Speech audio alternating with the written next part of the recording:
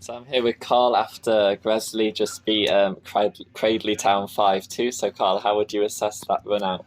Good workout for the boys, Alfie. I think we've obviously done a session this morning as well. It's very hot.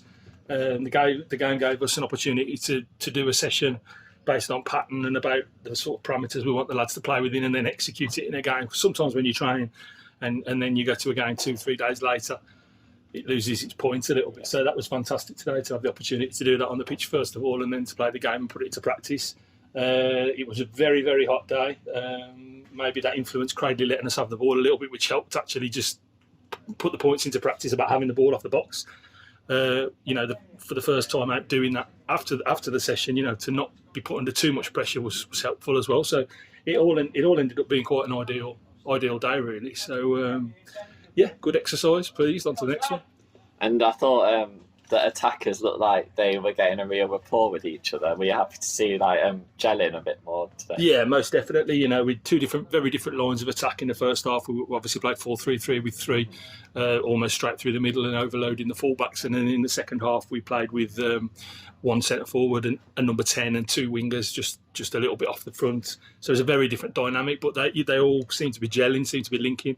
Again, this morning we did, obviously within that session this morning, we did an attacking part of the pattern as well, where they work together. So that seems to have rubbed off on them quite nicely. So, small building blocks, and we just keep adding layers to what we're doing, and hopefully just keep moving forward. It's far from perfect, but that's to be expected, and we look forward to Tuesday now, which will be a very different game.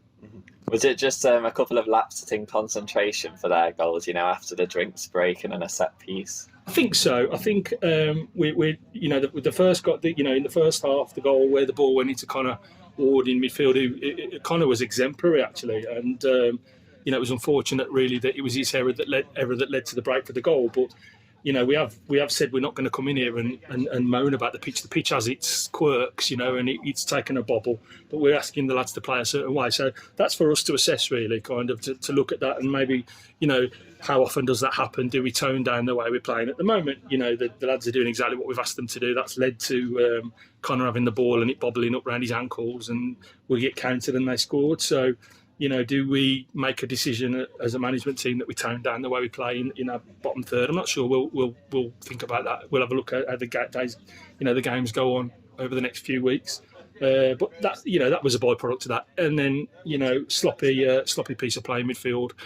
No real excuse for that. We've given the ball away in a bad area in the middle of midfield. The second half, they've won a corner, scored off the corners. The consequences of giving possession away cheaply, which we'll talk about. But we're a possession-heavy side, so of course you're going to see possession break down sometimes. So it's about not giving it away in the middle of the pitch, really, where teams are into our central defenders is the key to cutting out the critical mistakes that lead to goals. So we'll work on it.